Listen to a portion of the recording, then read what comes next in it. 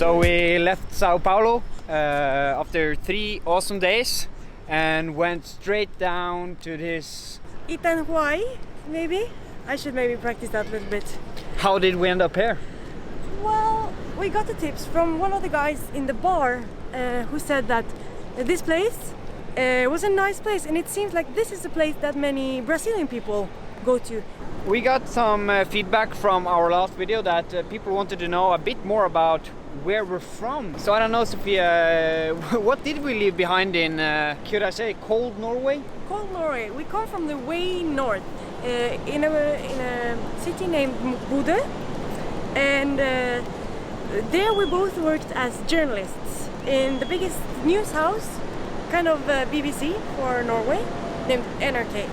I think we found out that we wanted to leave because we wanted a change in our lives. We wanted an adventure, but we wanted an adventure that we hadn't planned in front.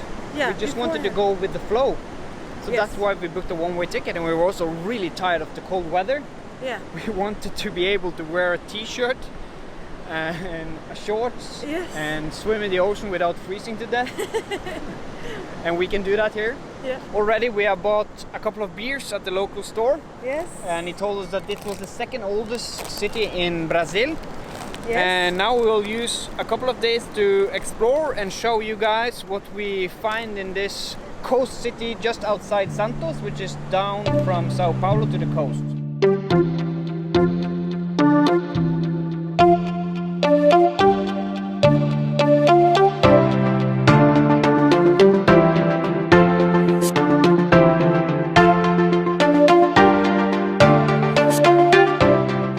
I'm here with Nathan, Nathan. Laura, and Claire, and Sophia, of course. And we are tasting some Brazilian snacks. It's like peanuts, but it comes to powder, and they put in a block.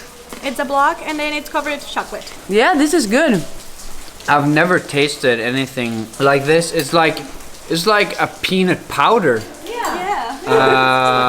With chocolate around it. It's really good, but I've never tasted anything like it. The Brazilian version of Snickers.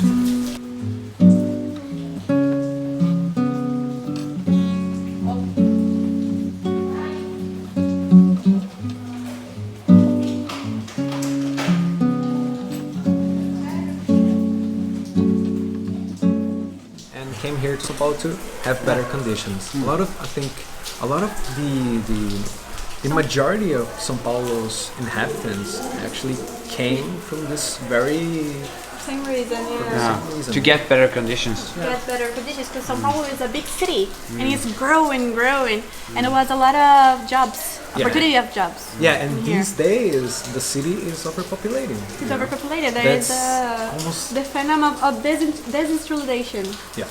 desindustrialização. The industries are going out from here because there is a lot of people that are here. No, it can be more. I think there's about 16 or 18 million people just in São Paulo, in the São Paulo metropolitan area. So it's a lot of people, and it's a lot of different conditions. And São Paulo wasn't planned, so it started growing like crazy. So it's a huge metropolitan, but also a place for opportunities and growth and hope, I guess. Yeah. It kind of was. Kind of was in the past, but I believe nowadays. But this is a personal belief, of course. But nowadays, I think São Paulo is everything but that. Yeah. São Paulo is this big gray area where all people are struggling, trying to make their day. I don't know if you notice it, but like people in São Paulo, they don't look like to other people. They don't. They're not gonna talk to you. They're just going. Yeah. They have a goal and they're walking fast, they have business, they have time to spend, time is money, I have to do something, I can't be staying here, you know. I think these days, this is São Paulo is all about.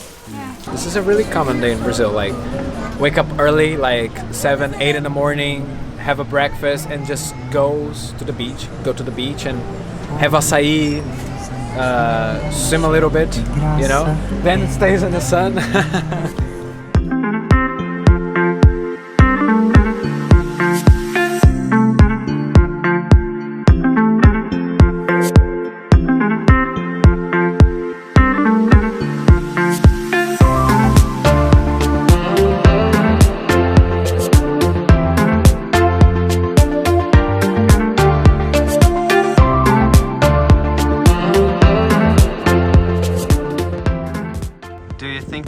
so that people don't break into their homes? Yeah, I think so.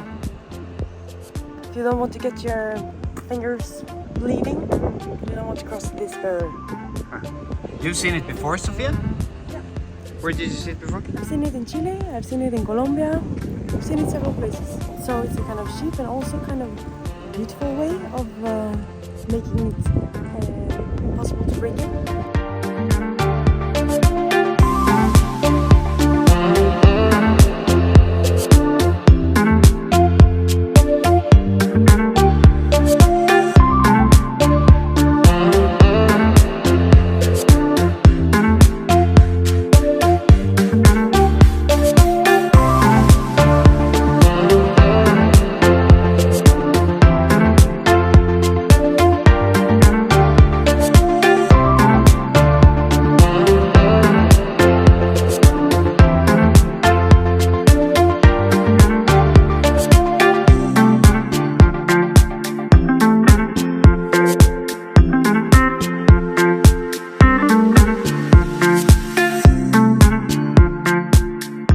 What an amazing trip! Yeah, this was awesome. It was very surprising. What did you think about Itanhaém when we arrived there? I thought Itanhaém looked like nothing, like countryside. Yeah. I didn't know what to expect. Looked a bit dirty, a bit tired.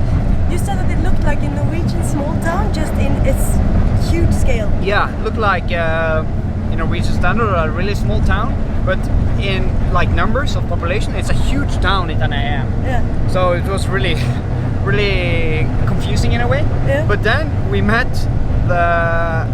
once again we met some really, really nice Brazilians. Yeah.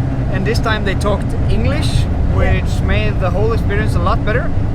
And Nathan and Laura, And Clea. And Clea. The mother of Laura. they told us so much things about Brazil that we would never get to have known if it weren't for them. Yeah.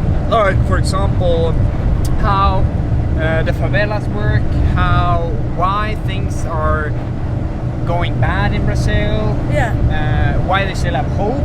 Yeah. They also showed us the traditional way of being at the beach.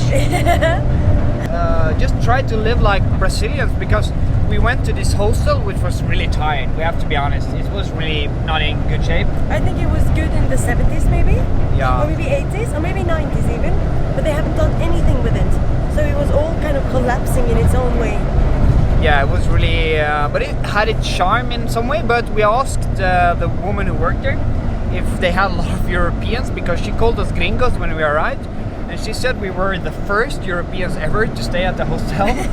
So, and Nathan and Laura, they were really shocked to meet someone from Norway at this place. They were like, what the fuck, how did you end up here? Yeah. This day was amazing. It goes to Laura and Nathan and Clea. These days, yeah. Yeah, because they just made it amazing. Yeah, so big thanks to them for showing us around and being so kind from their heart. Yeah. Yeah, it seems like a lot of Brazilians are that way.